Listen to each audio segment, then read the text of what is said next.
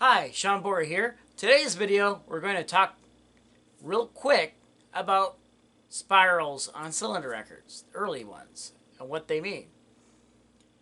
Uh, so this is a couple phonograph mandrels. Here's one. This is a Columbia mandrel. Here is an Edison standard mandrel. And so we're going to be looking at something. First of all, I notice that collectors do not look at the inside of the cylinders. They just look at the outside and more care about the music. They don't really know anything about the blank. Oh, at least that's per my experience. They're like, what? What are you talking about? Because I'll talk about projections on the inside of blanks. They're like, what are you talking about? Spirals? Projections? I don't know. Where are you talking about? Inside of the bore cylinder. We'll discuss that in a little bit. This is a mold core. This is for the mold for making Edison blanks. So if you notice, our standard cylinder is much smaller. So this is the mold core, and it's pretty heavy. Use it as a dumbbell. So anyway, you notice real close, we look in here, it has a spiral, like a screw thread. And as it goes through my hand, just like a screw does, it just, you put your nail in there and it moves just like a screw. So, why? Why do that? Okay, I have molded. When you're molding, a lot of people have that make modern cylinders, they use a full contact mandrel. Well, not this small.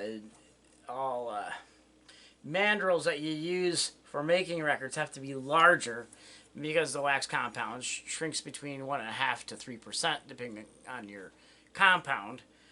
You have to compensate for that with the mandrel has to be larger.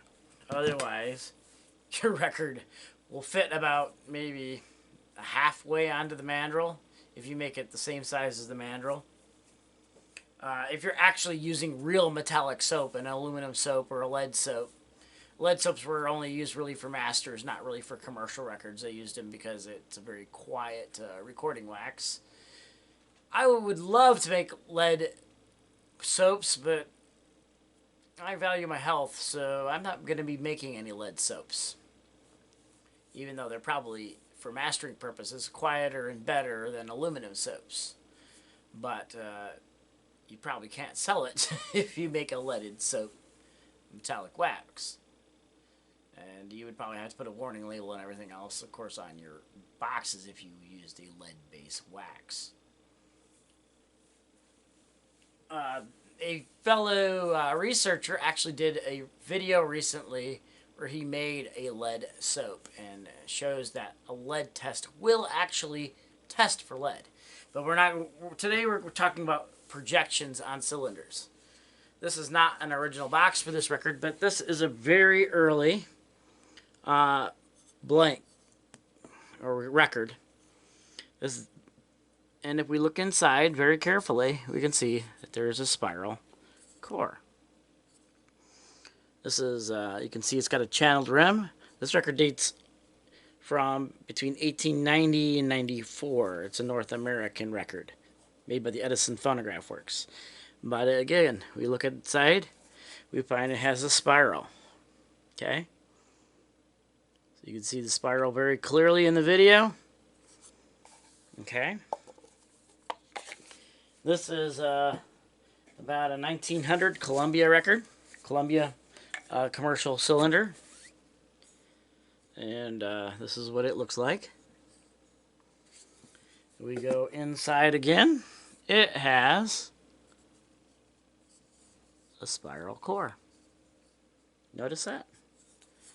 And they're not always perfect either.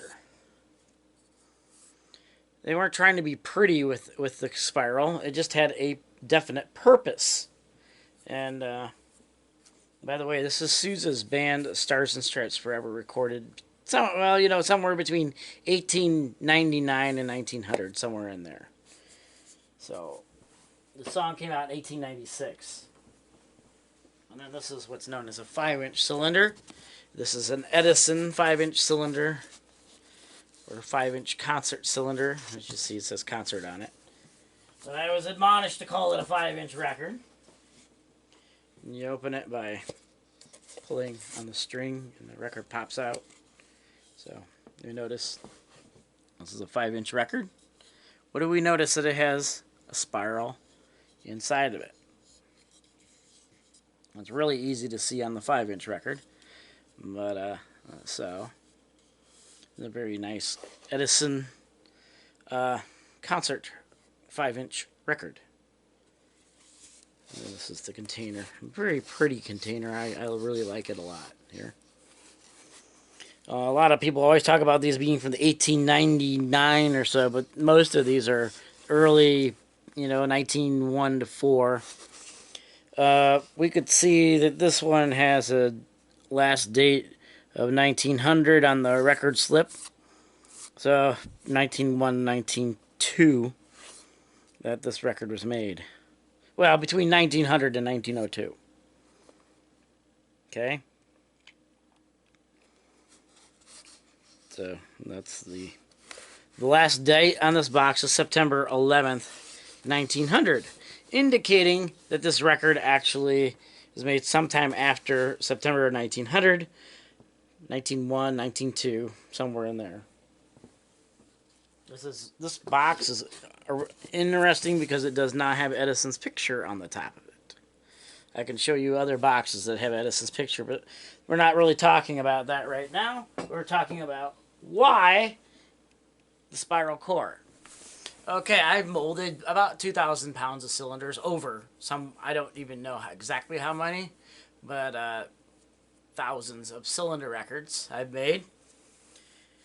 I started molding in 2000 my own blank cylinders, and the first mold I used had a smooth bore in it, which caused lots of problems. The window of opportunity to remove the core from the blank was about 30 seconds. If you missed your window, your record contracted onto the mandrel and you could not remove it. Adding a spiral thread to your mold core makes you have much larger leeway of removing your record from the mold, from seconds to minutes, up to a leeway of 5 minutes plus or minus. That is why cylinder records have a spiral core. It was a make an ease of manufacturing. And there's a patent. I could have looked the patent up, but I didn't look it up. I've read it before. The projections or spirals also were noted to remove dust particles as you push the record onto the mandrel. So supposedly, that's another reason. So you got this mandrel here. So that is supposed to be pushing the dust particles off the mandrel to center the record on it. And another thing it does also is you do not have to have as much you don't have to have as much removable material from your blank if you got spirals or projections in the inside of the record. And also it stays on the mandrel better, creating a better suction. There's a period when Edison had smooth bore gold molded records in 1906 due to a patent problem. And those records, while they're heavier than the ribbed Edison gold molded records, which that had nothing to do with the molding process for the molded records, the projections were actually put on after they were molded. They were done on a lathe to make the little ribs not spirals. There's a difference between a spiral and ribs. Spirals are like a screw thread. Ribs are annular rings that are perfect circles. And they're actually put on with a lathe after the record is molded. It's still in the mold, but the record is hard enough to retain its shape, but still expanded in the mold. They'd have a lathe. They had a water-cooled, it had an outer part to hold the mold, and you pushed it in to center it. It was perfectly centered, and water-cooled knives would cut those annular rings and had the perfect taper on the inside of the cylinder records while the cylinder was still in the mold. So if you enjoyed this very short and informative video, please smash the like button and subscribe. There's really no other place that has videos with the subjects that we talk about on this channel. So please subscribe and smash that like button. Thank you.